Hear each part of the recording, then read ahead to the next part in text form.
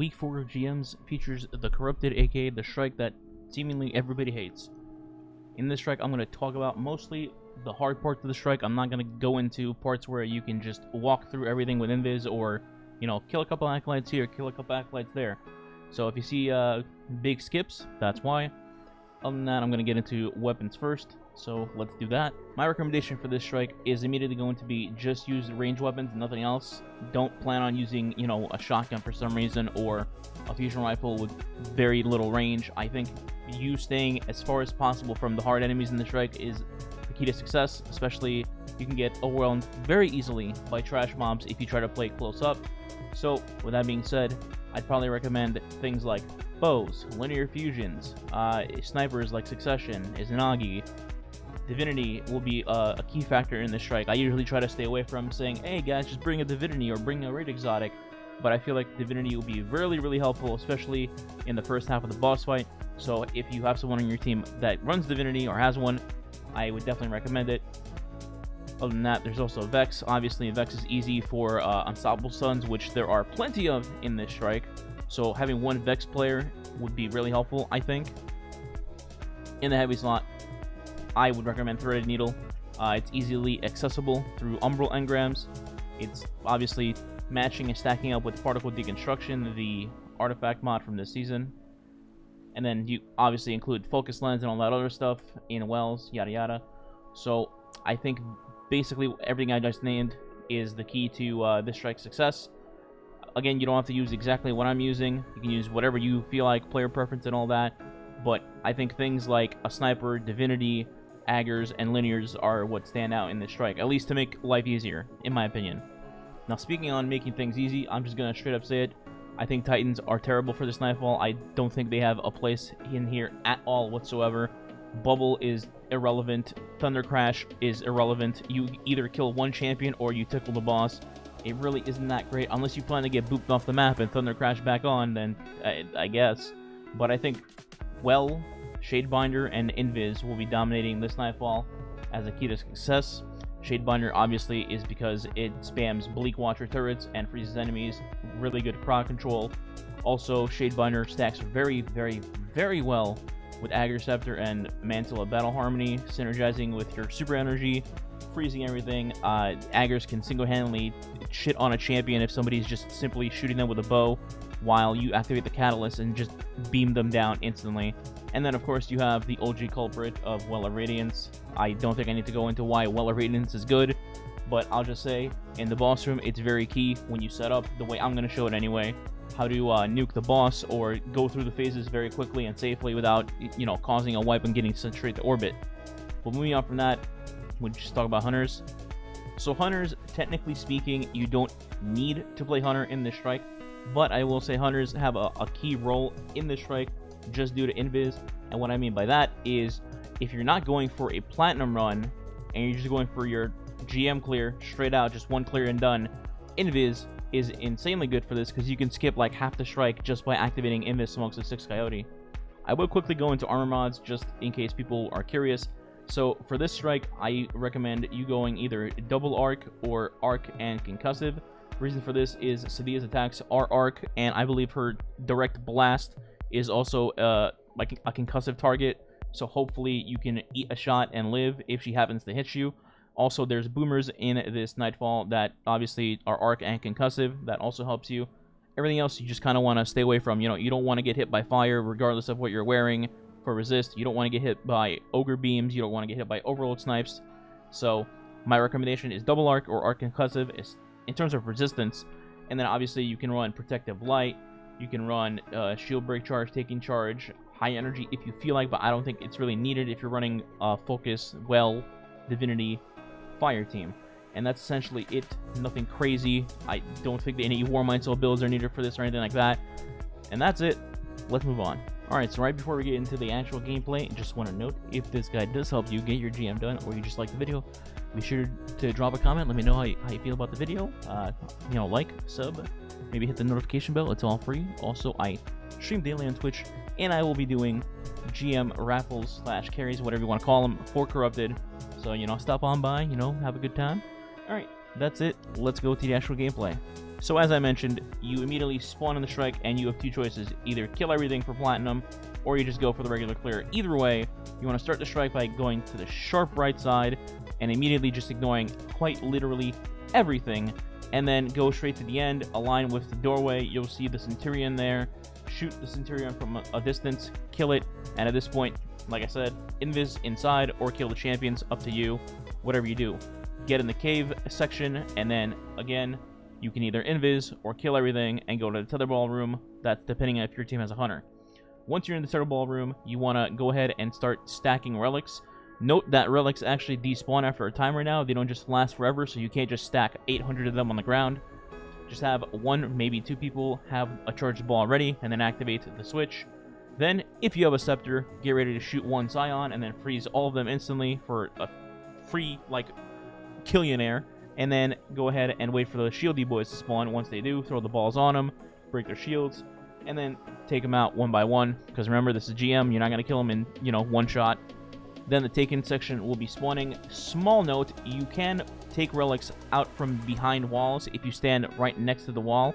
Just be wary that the goo will be on the ground and it'll be hurting you, so you probably will need a healing rift or a healing nade to pick up a relic if you need, in a bad situation where you're pinched. Other than that, it's the same thing. More Scion spawn, then more shieldy boys spawn. Repeat the process, kill them, and proceed. Then you're going to run into an ogre unstoppable in front of you and several arc-shielded knights. Take your time killing them and don't get too close because the Shrieker will trigger and open and start shooting you. Once you killed everything else but the Shriekers, slowly move up, open the Shrieker, and then kill it down. The next section is just going to be pretty much knights, ogres, and Shriekers. You're going to want to take them out one by one. Don't try to, go really fast through it. Don't try to invis through it because more than likely it'll cause at least one death, if not a wipe straight to orbit. So just take your time in killing them. And then once everything's down, don't rush into the next ogre section. Just actually prepare. So the strat for this is fairly simple. Once you go up the staircase, you're going to go immediately to your right and stay there. The downstairs section, don't go upstairs. Just stay there.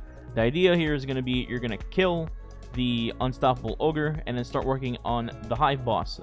The reason for this is once you kill the hive boss, you can get teleported inside the Ascendant Realm, and then from the Ascendant Realm you can just kind of back up to the staircase in which you just entered and take your time killing the ogres / the Shriekers.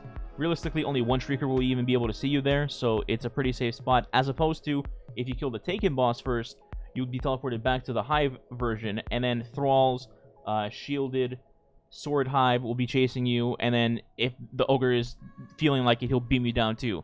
So I feel like killing the hive boss first is a safer bet, then killing the Taken boss for that reason. Also, gonna mention it again, if you're going for plot, you're obviously gonna want to kill the champs first. If not, just nuke the ogre bosses and move on. Next section is the staircase section. If you're not escaping this with invis, you're gonna run into a couple of unstoppables, several snipers, and 2 overloads at the very bottom. You're gonna need to either go down the staircase very slowly and take them out one by one, left to right, or you can choose to just go on one of the pillars on either section, and then from there, in a vantage point, take out the overloads, and then proceed. Quick note that there's a Vandal with Acreus at the end by the gate. I would highly suggest you either invis past him or kill him from a distance, because he will nuke you instantly if you get anywhere near him, like he's using a Lord of Wolves catalyst with the Acreus. Next part is the jump down. Normally, I wouldn't cover jumping down as a guide thing, but in this case, it's actually important because if you jump down as the final third person and you don't make the jump and you die, your orb is screwed. Your orb is going to be all the way upstairs at the top of the Empire State Building, and your teammates are going to be downstairs, and they obviously won't be able to get you, and they would have to continue to strike just the 2 of them until you get to the boss room. So what I do here is I get on the second left ledge in this little drop down, if that makes sense. Hopefully the footage points this out. And then what I do is I simply drop straight to the left. I don't do a double jump or anything. I just straight up drop and hold W, or hold forward on your joystick, and then you just fall through and avoid all the tether balls and all that, and you just get through nice and clean. If you need to change your angle as you're dropping, obviously you can activate your jump, but that's basically what I do, and it works for me every time, and I avoid dying. And hopefully this makes your team not die there either. The next section is pretty tame. I'm not really going to cover it. You can just kill the acolytes one by one, and then once you get to the section where there's invisible minotaurs, you can just stay up top instead of dropping down and take them out very easily, very safely, and then you'll finally deal with the 2 Overlord champions at the end with a couple of Vandals, or you skip by them with Invis. Which way that you take is up to you. Nothing crazy here, so we're moving to the boss. Alright, so at the boss room, this is where like 95% of teams wipe.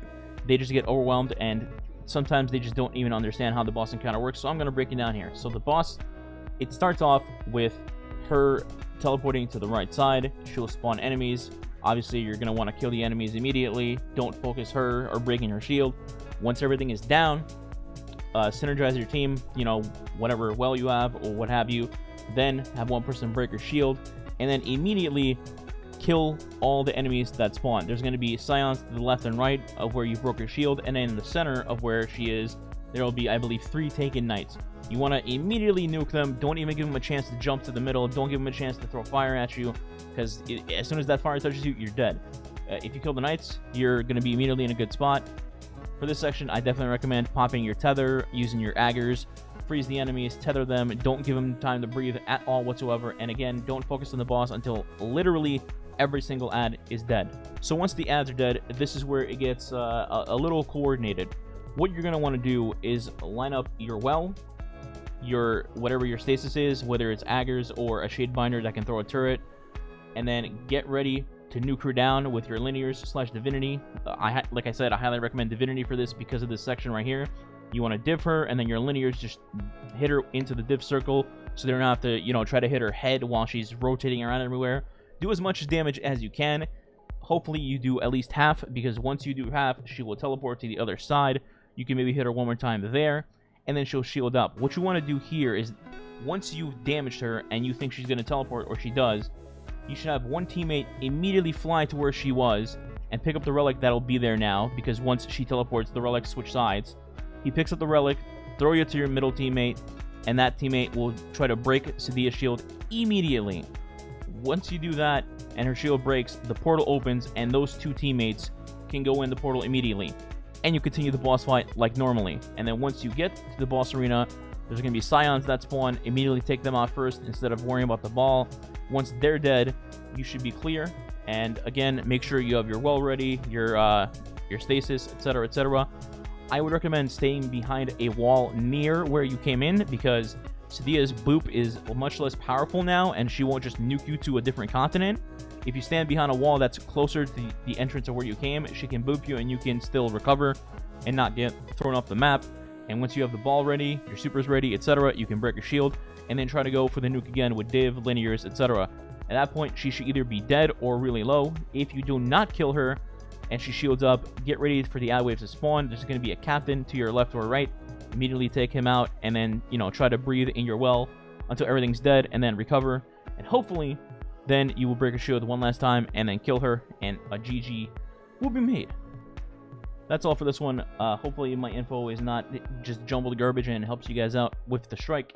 Let me know, again, in the comments if it helps you. And, as I mentioned, streaming daily on Twitch, helping out people out with the GM Corrupted. I'll see you there, and I'll catch you guys next time. Goodbye.